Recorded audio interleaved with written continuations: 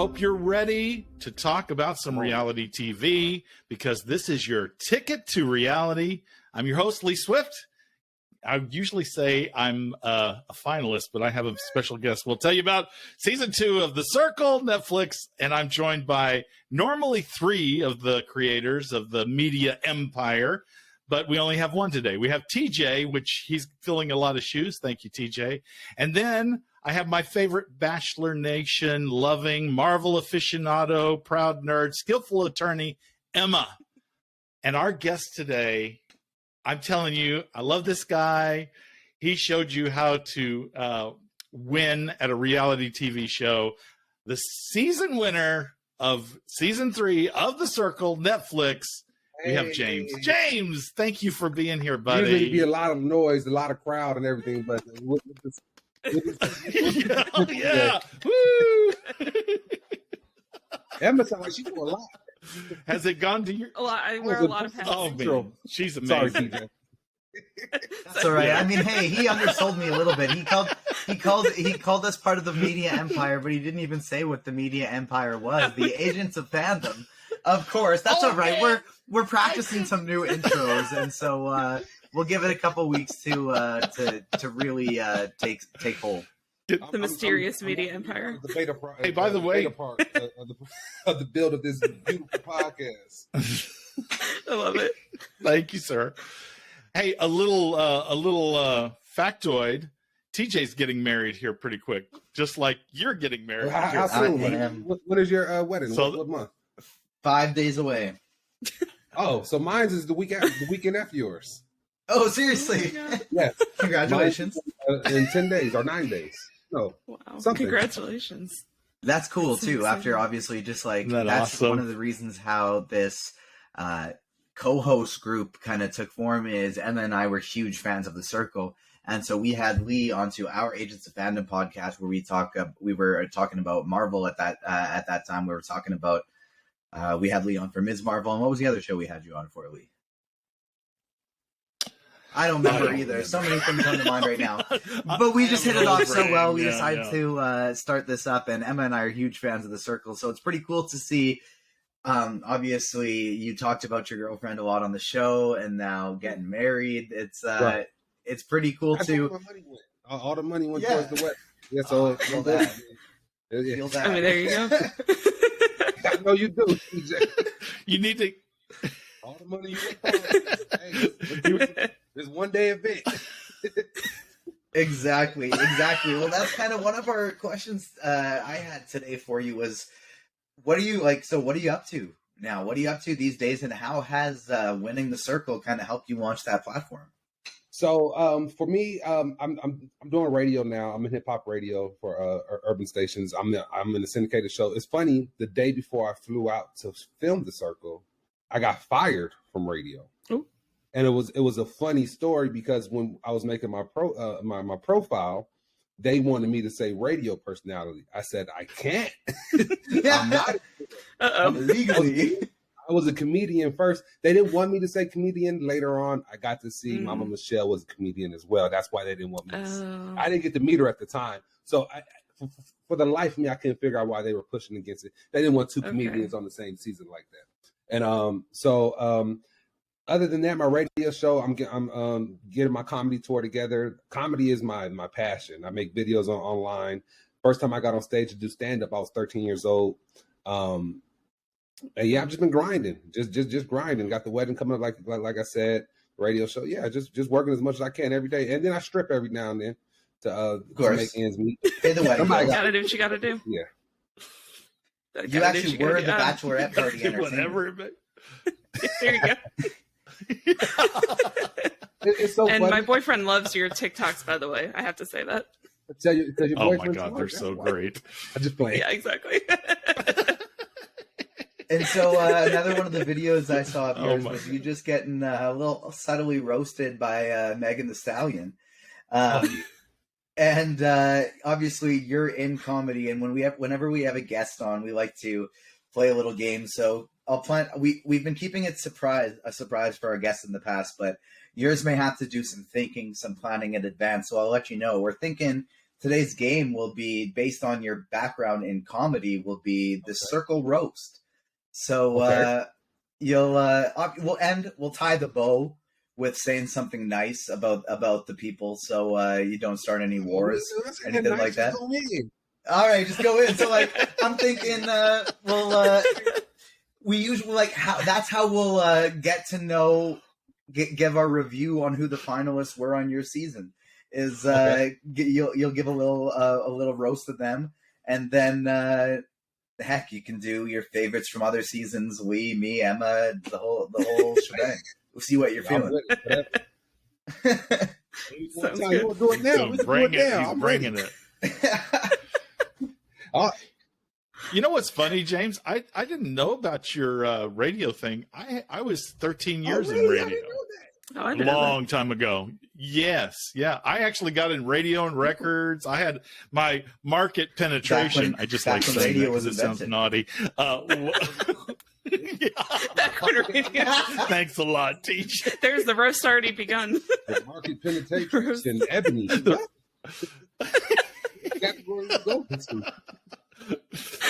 Yeah, it was quite good. I got in. I did quite well in that area. So yeah, but that's cool. We'll have to talk about radio sometime. That's awesome. I love it. Emma, tell me, have you seen some of his reaction TikTok stuff? Not recently. I mean, I got tears that come down my eyes when I watch it. His TikToks are hilarious. I really do appreciate your comedy and your TikToks. It's wonderful. Most of them I haven't seen so recent the ones you did see. I appreciate it. Yeah, those are honestly the best ones. Sometimes that get taken down because I actually got banned on TikTok. It was something really good. Really? I got permanently banned on TikTok, and man. actually Netflix helped me get it back. Well, there you go. I got banned. Netflix brought in the big guns. Came out. Oh my god!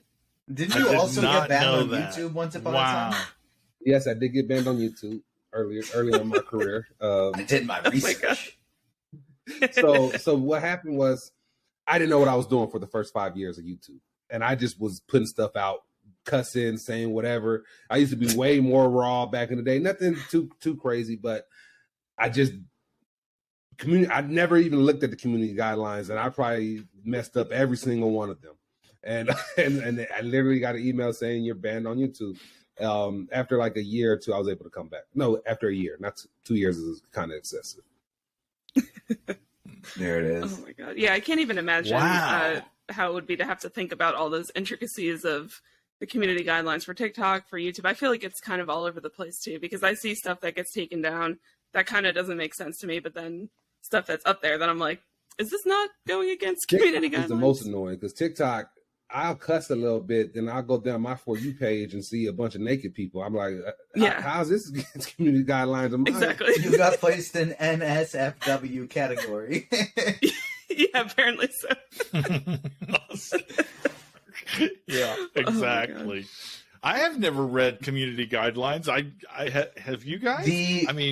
I never really like that's Ruben's domain. Typically, he makes sure we're staying in there, but I recently, because we're doing various pitches for Agents of Fandom to get partnered with different sponsorships, stuff like that. We also just became a YouTube partner like a month ago, and so we're finally starting to monetize stuff on YouTube. And so now I've been just like I got the login sent to me so I can look at that stuff and plan for pitches. And so I've just now started looking at those things and understanding like, okay, why certain of our videos are allowed to be monetized, certain of them are not allowed to be monetized. There's been a few that have too many swears. I had to flag our episode with Delisa to, like, that there's a lot of profanity in it. But Delisa, she was awesome. By the way, yeah, you're good. Just I'll know to flag it, and then we're good to go. As long as you get 5 swear words, maximum 1 F word and 5 total swear words. Yep. But it's a lot of it too. Is it's like as long as never snitch on yourself. Tell YouTube, this is perfect. Monetize it. Yeah. Uh-huh. Well, and that's the thing too. Is like that's the biggest thing that they focus on is like as long as there's nothing with profanity like right at the beginning, so that 30 seconds or 45 seconds, something like that. Exactly. So it's basically like if some kid stumbles upon it, they're not going to be hearing "fuck." right when they I mean, they're going to hear it eventually. Screen, you know. Yeah. So my intro to my videos used to be, well, excuse the fuck out of me, and that's why none of my videos were getting monetized back in the day. And that's how I like that. That'll do it. Was. Yeah. I like it though. Yeah. I like it. I love it. I love it. How is the stand-up going? Stand-up is going good. So when I first started, when I was 13, I got on stage because the first stand-up special that made me die out laughing, I got to see in theaters. It was Kings of Comedy with Steve Harvey, Bernie Mac, D.L. Hughley, and did I say Steve Harvey? I forgot one. D.L. Hughley, Bernie Mac, Cedric the Entertainer. You did. Cedric the Entertainer. And yeah, so there was a joke on there. Okay. Steve Harvey was telling about the Titanic, and then the month prior, I just seen Titanic with my my sister, my trans brother now, but at the time was my sister, and I was so bored out of my mind. So to see Steve Harvey talk about it, I just, as a kid, I think I was 12 or 13 at the time, and I just started rolling, and I want to do that. And I just if you drove in my car with me when I was 15, 16, 17, 18, I didn't even listen to music. I always had comedy playing. Always had comedy tape, Richard Pryor, Eddie Murphy, Robin Harris, just always, till this day, you get in my car, I'm listening to comedy. I love that. Was that the question? I feel like you asked the question and I just went completely left. I just said, how's the stand-up doing? And you told me how you got into stand-up. It's doing good because comedy is an interesting world. When you're first starting, you're doing like open mics and you're doing stand-up shows to get seen in front of some promoters and some Hollywood producers or something like that. Now, in 2022, if you do have a following because you built it on social media, you're practicing and getting ready for your audience. So it's a better feeling going about like knowing I have people that's going to buy tickets to come see me. Okay. Yeah. I think with social media, all creators have, and I'm talking about traditional things like filmmaking, stand-up comedian, music. You have a place to grow and practice and build that following. And, do you talk to Michelle from your season? She's doing pretty well. Michelle, before she came on the show, she had 1 million followers on TikTok. Mama Michelle is her videos crack me up when she be close to the camera.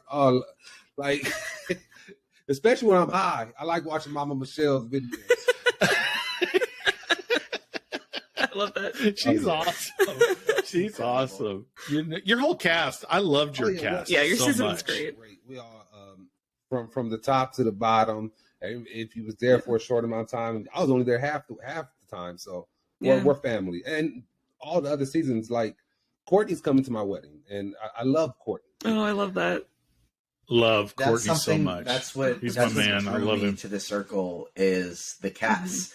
How almost every single person we're gonna have Joey on here in the future, and I'm gonna get roasted by Lee when he comes on because I always make this reference of how what I love about the circle is I love the entire cast. Even when I was watching for the first time, Joey's intro, I'm watching it thinking like, wow, this guy's a douche, and then an episode in, right, and then you watch him for an episode, 2 episodes, and you're like, I would die for him. Nah, I'm literally probably like episode 4. I'm like, okay, I like this guy. Probably the first 3 episodes, I was like, who is this jackass? Yeah. Okay, then I cried at the end when he won. So Joey, character arc-wise, Joey probably has one of the best perfect character arc. Yeah. Yeah, better than some shows. I think he's the only one that's like that. Yeah. Yeah, his was particularly and it just really amazing. set the tone, I think, for an amazing series going forward.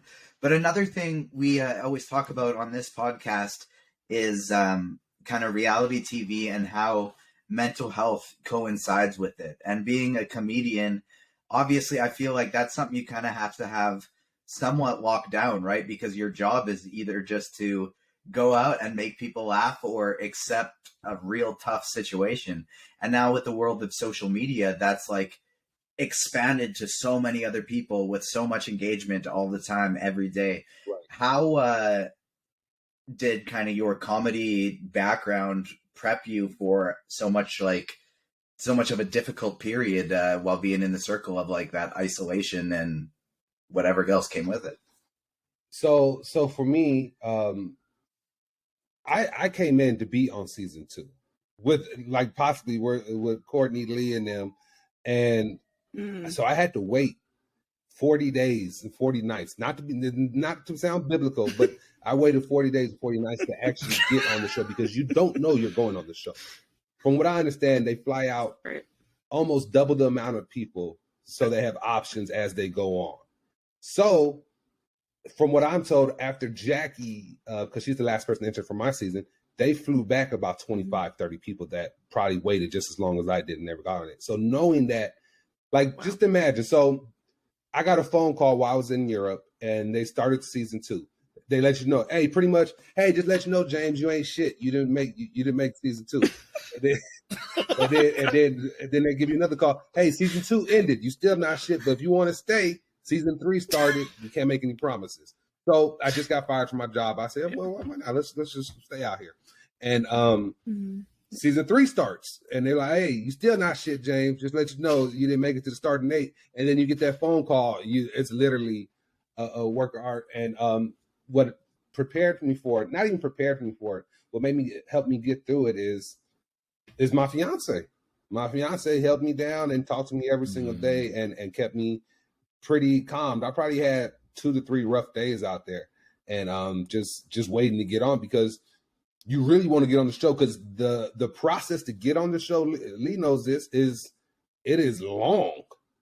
Like, it is like, there's so many times where I thought, oh no, they're not going to use me. I had a background check, and everybody from my season, like most of the people from my season said, oh, we had a background check, but they didn't send nothing back.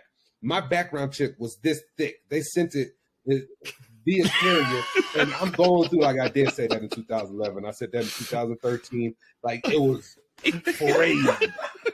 And so when I seen that, I'm like, okay, I'm not going to be on it. So I gave up on it. So it's just the process of waiting and keeping my mental. I will have to give credit to my fiance. Well, the plus side for me is when I was young, social media didn't exist, so all that stuff has vanished. So there's no record. Yeah, I didn't, and they couldn't find it. It disappeared. So hallelujah, praise the Lord. Yeah, they're just like, okay, well, let me see what I can in find. Trouble. In chapter 11, 1998, you said. Was it true what that you was said that about penetration you said earlier? Yeah. Oh, yeah. Yeah, right. I see what's going on at the house. It's like, ooh, flag that. Yeah. The water bill up to 2K. Oh, you just need me in your audience. You can just heckle me the whole time. yeah, Hey, tell me this. I mean, because I did know about that, because they had asked me. They said, you know, if we fly you out, would you do season 3? Yeah. They didn't tell me. But the hardest part for me, they didn't tell you. See, they told me they that. just kept you hanging. Yeah, they told me. They said, that's okay. No, that's okay. That's all right. This is all about you.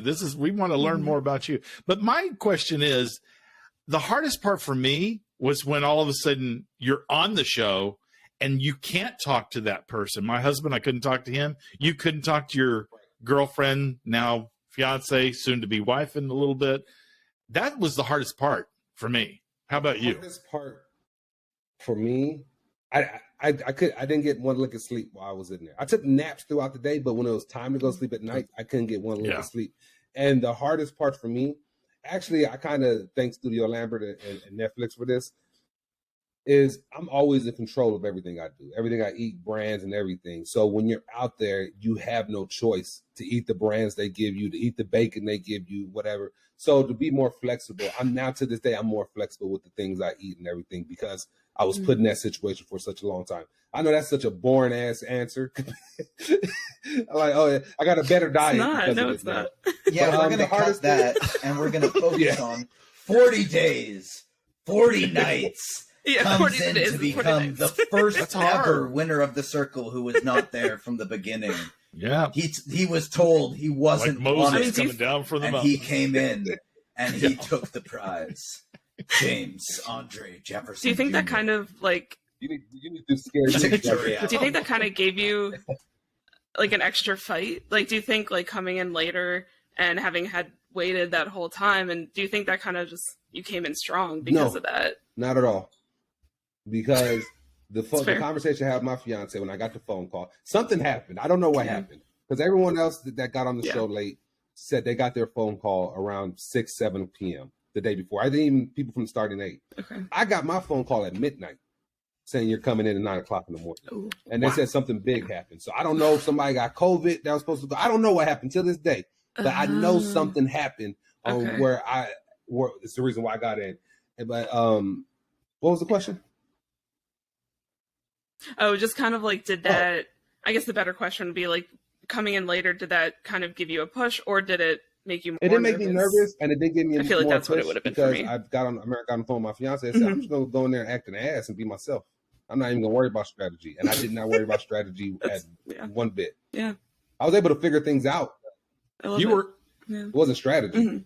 You were amazing, James. You were amazing. Yeah, you killed it.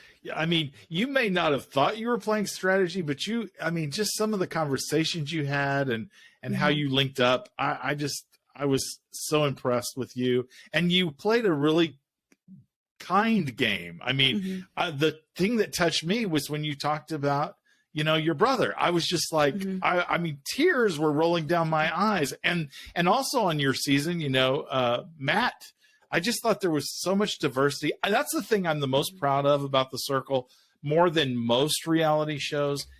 It's old guys like me. It's gay people. It's people of color. We've had, 2 winners that, I mean, it's just amazing. I love it. All across the board. Actually, that was a big moment for me when I went in and I seen there were 3 black or brown faces, me being Roxana, Kay, and Calvin. And I was like, what? This is different from what I've seen on different reality shows. Like, I'm a big fan of Big Brother.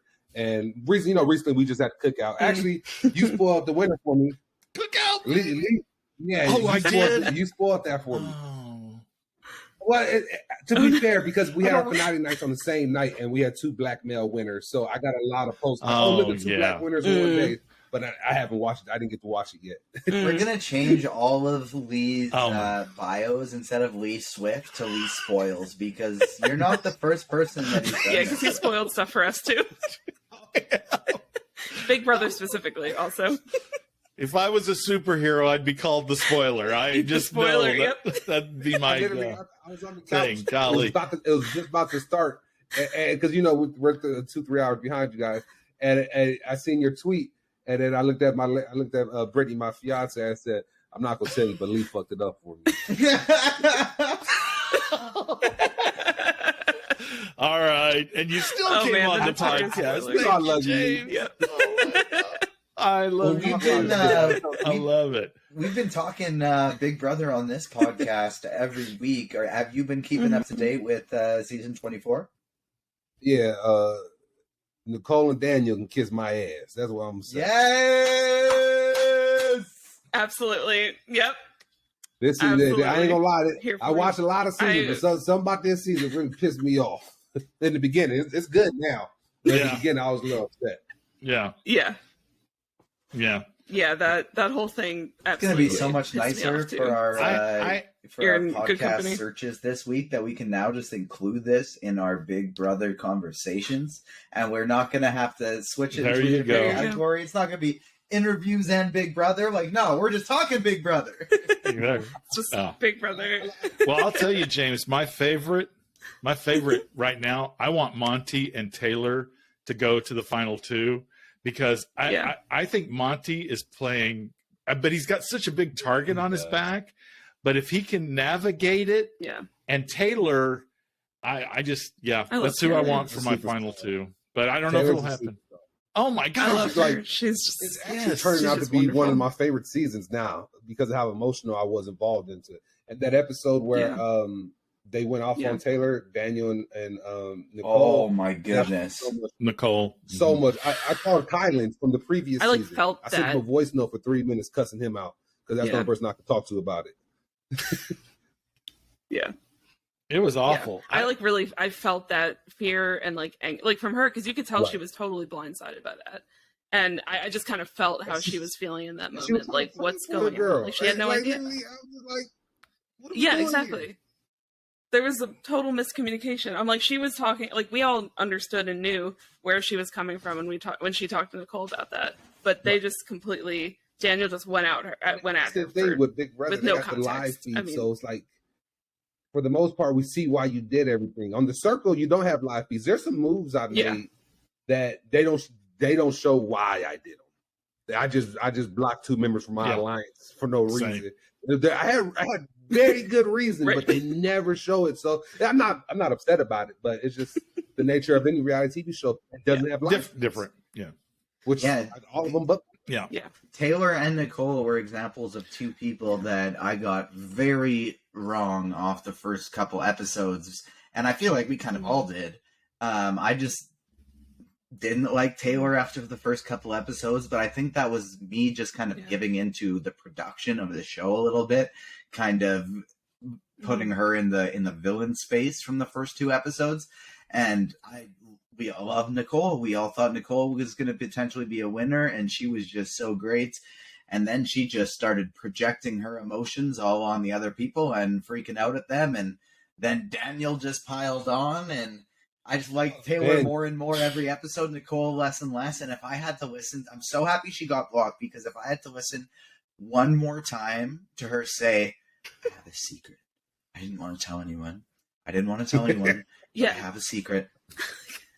And, well, she like spilling all of her secrets. I was like, okay. I was a cop for 10 years. I would have just sat there and been like, I was a waiter for 3 years. Like, what do you want from me? Like, what do you mean? Cool. I like you a little less now. Like, am I supposed to be impressed? Yeah, exactly. Yeah. Oh, come on. I would do it in a heartbeat. The live feeds. We would crush it. The live feeds will whoop my ass for the shit I be saying. Oh, that. Well, Julie I would be aware they look. were on. As soon as I came out, I'm like, oh, Julie's about to whip my ass. What did I do? Well, speaking of, we're 1 episode behind. I am. You guys aren't. I'm 1 episode behind. But something that popped up on the live feeds was people are going at Kyle now because of some of his comments that have popped up on the live feed. Yeah, I see some trending, what they're calling them. I don't know. I still don't know what happened. Yeah, I think we're gonna just avoid I don't know. what they're calling them. Just it's pretty easy to find on Twitter. But for the sake of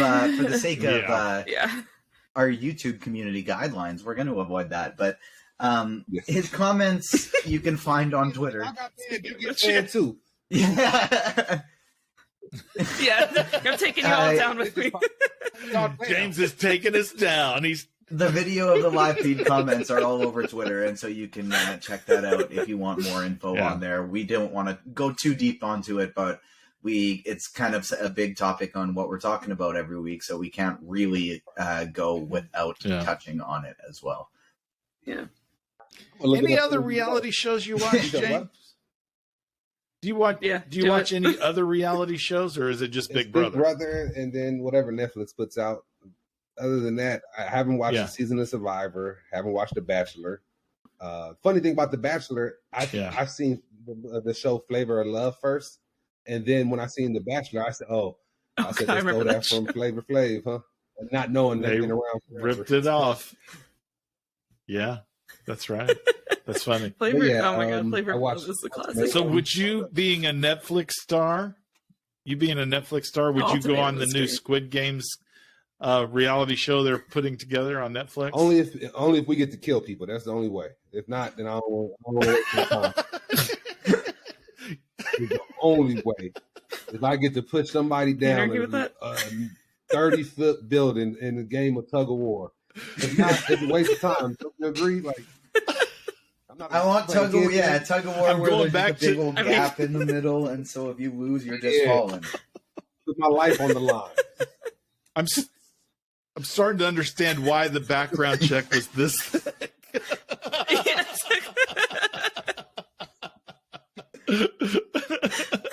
I love that we talked about Flavor of awesome. Love and our very first episode of Ticket to Reality when we had Delisa, season 2 winner, on. that was like her favorite reality TV show that got her into reality TV with Swiver of Love. It's just all coming full circle. So good. Part of that, it was just part of that MTV block. Oh man, is The Bachelor just as good? No. No, not really. It's one of those things that you just watch because you've been watching and you just kind of you're into it. But no, it's not quite as Bachelor in Paradise is better than the regular seasons, I will say. The Challenge. I'm watching The Challenge. I haven't seen the I am Challenge, watching that because Kylan's on that, and some of your other buddies are on that. So I would not be on The Challenge. I need to be able to sit around and they bring me food. Whatever that reality show is, because that was the coolest thing to me in my apartment. Even though, like you said, the brands were not the same, but I could say, "Hey, I want some bananas and some chocolate milk," and it would show up at my door, and I was like, "Dang, I like this." Oh, I love some show.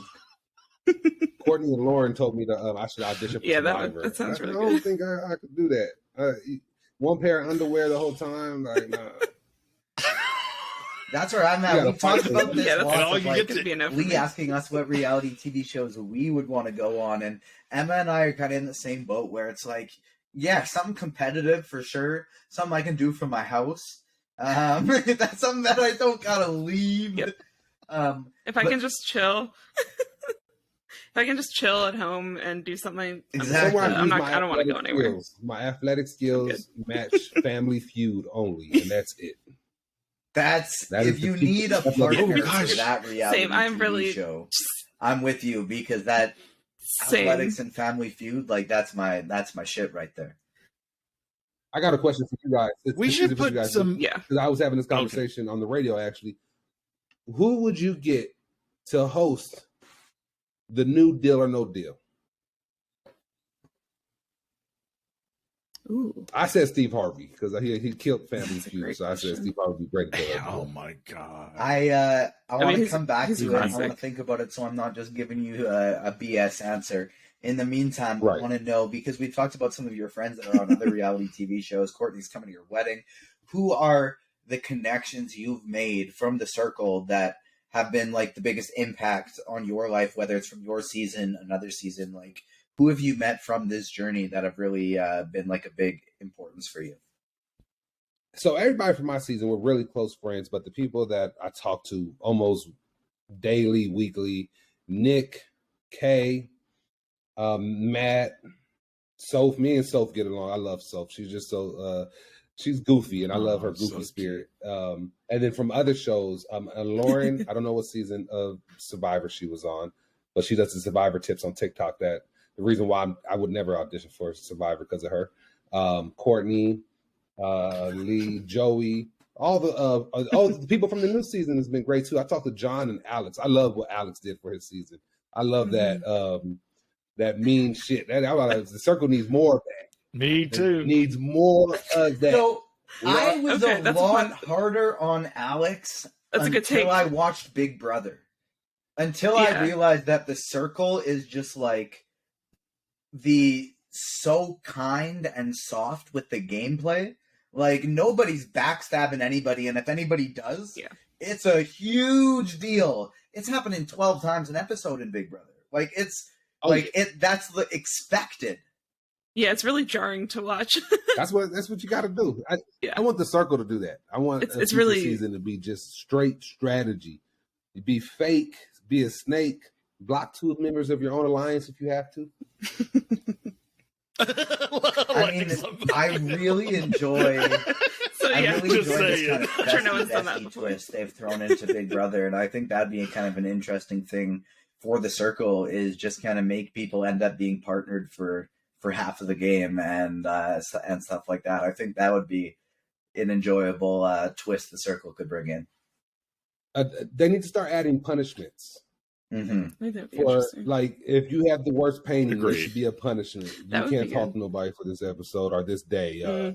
Something. There has to be. Oh, you have to send a voice note. Whoever has the worst painting, like so, just something. A random mess with your game. A random photo from your album that you don't get to choose gets revealed. Exactly. Just random punishments. Like, why am I making this? Okay, I'm gonna pitch my. Yeah. Let me pitch my idea to you, James. So here's my idea, because the catfish thing is a big part of the circle. So I thought, what if you go in as a catfish, and if you survive to the finale, you get $10,000. If they catch you, they get $10,000. That way, the catfish thing starts mattering, or it goes to the jackpot. You can do whatever you want. That way, it's scarier to be it's more fun because you can get 10 grand just going to the finale, or 15, well, 20, whatever. And there's more of a incentive to do it, but it's also a risk because they're hunting for you. If I find a catfish, then that's my pitch to Netflix. I got it. When the influencers, if you're an influencer, you have the choice when you're blocking to press a catfish button on your block. If you get it correctly, $10,000 gets added to the pool if you win. If you get it incorrect, it gets added to the catfish pool if a catfish wins. And it varies from like $100,000 to $90,000 if it's a non-catfish or whatever it is based on that. I like that. So instead of just voting, would it have to be the person they're about to block? You have to literally push the catfish. If they think they're a catfish. Yeah, but if you're not confident on it, or if you think it's a real person, you just don't do it. But if you are confident, I like that. Interesting. So your guys' ideas mixed together, that's a genius idea. I like that. James and Lee called Netflix. That's a good idea. Because I didn't care. Yeah. When I was there, I didn't care if you was a catfish, a camel, a refrigerator, a mongoose. It did not matter. Can you rate me higher? That's all that matters. And that's the thing. That's the thing I worry about, is that the catfish thing, as the seasons mature and get more strategic, that's going to become less and less of a thing because people are going to think like you. I don't care. You're in my life. I know you're a catfish. I don't care. So then it doesn't really matter. So I think they've got to spice it up some way to make it matter, because I think that's part of the fun is who's real, who's not real. And if you make it part of the game, that there's a consequence or there's an advantage, then I think it's better. Well, I don't know. I think just that's exactly circle there.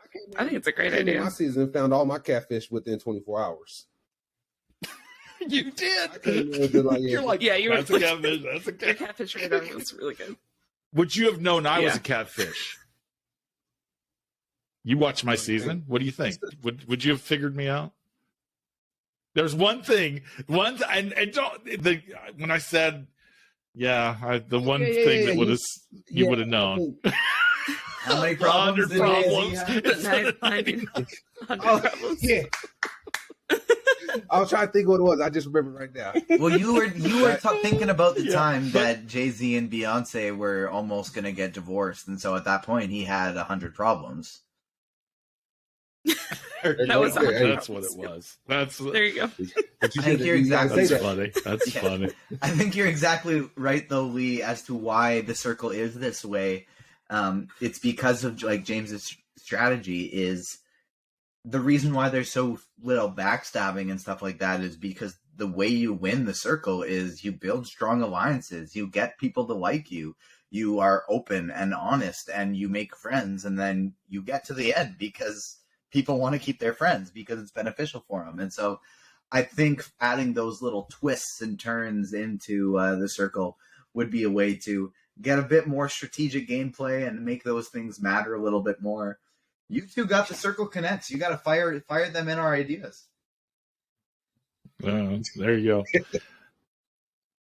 Well, it was like that virus thing from this past season. They kind of, it forced people to have to like choose right off the bat. It's like, all right, who am I going to pass the antivirus software Did you guys emotionally that was kind of interesting to see that twist. The clone twist of my season? Everybody's always up and down for it. It was evil, but I loved it. I thought it was funny. I thought it was funny. It was funny. It was funny. Yeah, I was like, I felt the frustration, music, but I thought it was hilarious. In on his face, I was like, oh, this is hilarious. Because it's been explained to me before. All of that was to actually see it the happen. way she was like there flipping when that out, and I was just like, oh, this is. Oh right, yeah. It was painful to watch for me because the whole time I was thinking It was hard. because having been in there, I thought, man, if they had done that to me, they would have submarined my whole game. I wouldn't have known what to do. You know. What do you mean you're Lee? Well, I it was already just have funny too many how voices in my head she kept already. choosing. Exactly. Like they literally kept like that. Like Michelle herself nobody believed her, and I was just like, oh my god, this must be so frustrating for her. But it was so funny to just watch the way that they edited and portrayed it. I was like, oh my god, she's probably absolutely freaking out right now. The two first messages, they both had one message each. Michelle's the original Michelle's message was more convincing because it's like, what the hell is going on? Compared to the other one was like, oh, my identity has been stolen. I'm like, how you know all that? That was the yeah, exactly. Yeah, like you should be shocked. Yeah, like, that was a little too going specific. On? You know all these words now. You just an old Southern lady 5 minutes ago. Now you know what's going on with the cyber world. Yeah, but Chanel, my identity has been stolen. I think they've hacked my IP address. And it's like, what were you saying about? How do you know that? Chanel and Chanel are amazing people. They are. They're amazing. If they got to be on the show longer, America, they already loved them, but they would love them even more because they are both amazing human beings. Yeah, I love it. So that's enough nice words out of you. It's time for the circle roast. And so you talked about these people that you built real close, strong connections with. It's no fun making fun of people that you barely know. I want you to. It is fun. It is fun. It's fun. It's more fun for me if you make fun of people you're close with. So Nick, let's talk about Nick then. Nick. I tell Nick this all the time. Nick is the whitest person I ever met on the planet. And just like he amazes me. Some of the stuff Nick does is just like, what the hell? Are you a real person? Nick, like we had a group chat. We had to wait because we all filmed together. We have a group chat for the entire year. It would be conversations about what everybody's up to, and then Nick would talk about his hinge dates every single day. And at first everyone's like, "Oh, she's cute, Nick." Blah, I can see blah. that. But then it turned into a joke. We'd be like, "Oh, this date number 547. How's that?" Like, but I love Nick. Nick's good, great people. Whitest guy you've ever met. Have you met Jack from season 1? Oh my god. Yeah, Jack is just a tall, goofy dude. He reminds me of actual Goofy. Like he's one of the few people I know from the show, so that was the only one I could throw it. Who else? Daniel. I love Daniel from my season. Daniel give me a run for my money when it comes talking to shit. Daniel lets you know how you feel about you like that. But I love Daniel. He's like your little brother. I'd love to see. We're gonna have him on the show. And Lisa go toe to toe, just talking shit to each other. I think that would be must see TV. We got to kick it for the first time. That would be awesome. It was me, Delisa, Trevor, my fiance, Brittany, Courtney. Who else? Oh man, it was fun. A bunch of us, and we got to kick it. This is probably right before the summer started. No, this is actually right before season 4 came out. And great, I love that whole family. Nice. Delisa, the same family is just amazing. And those babies are so beautiful. So sweet. Oh my god, I love them. Yeah, so cute. Yeah. She's trying to. I'll best. just do a shout out for Delisa Maxim. Have you heard about that? She wants votes because it's a hot, sexy mama, and she had these really beautiful photos. So go find, vote run for her, everybody. Y'all. As soon as you do it, run it up. How many times you can vote a day? Do it that day and 10 times the next day. Let's do it. Amen. Let's do it. We want her on the cover of Maxim. So that'd be awesome. Amazing. Yes. Well, what else we got there, TJ, before we wrap this thing up with our amazing guest, James?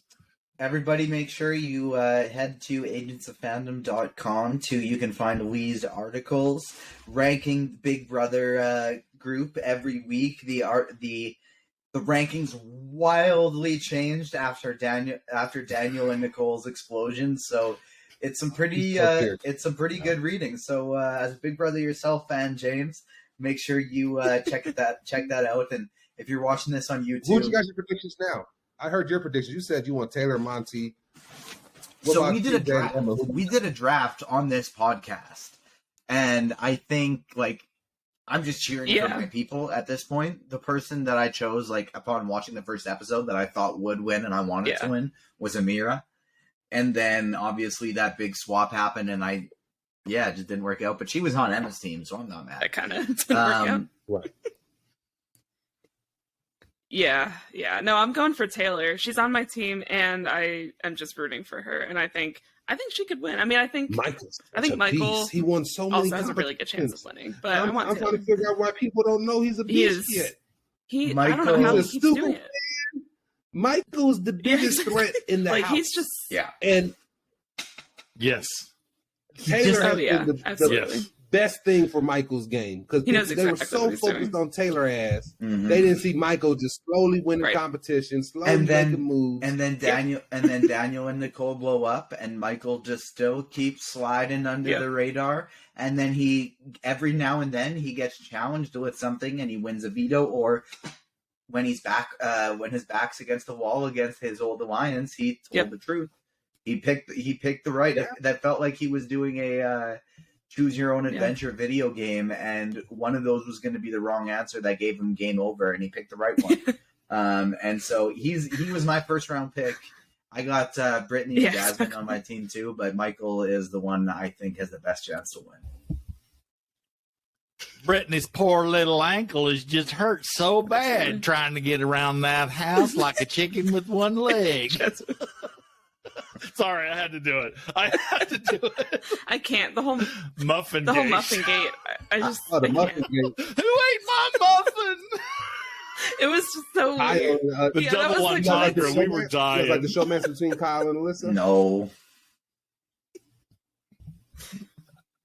I watch Love Island for my weird. for my garbage romances on TV. I don't need it on Big Brother.